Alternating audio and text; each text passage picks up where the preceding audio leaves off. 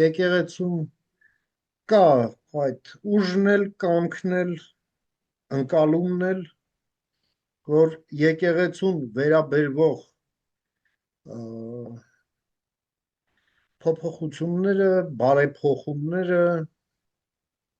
սխալների ուղղումը, հա, հենց եկեղեցին ինքը պետք է կատարի իր իսկ ուժերով։ Ինչն էլ ըստ էության տեղի է ունենում։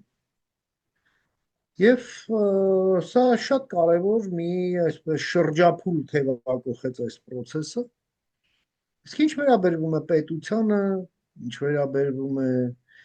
պետական պաշտոնյաներին, այդ թվում նաև Փաշինյանին, ինչ վերաբերվում է հասարակությանը, ապա այս ամենի շուրջ բնականաբար կա մոտեցում, կա կարծիք եւ կա ձգտում եւ այո, կա հասարակական ճնշում, որն էլ բերեց նրան, որ մարդիկ փաստորեն քառորդ դար հիմա էլ ասում են, բալավ դուք 99 թվականի հոկտեմբերի 27-ից սկսած ինչու էիք լռում մինչև օրս եւ հիմա նոր խոսում եք, հա։ Այ հենց բերեց դրան, որ սկսվեցին այս խոսակցությունները, սրվեց այդ ընկալումը, որ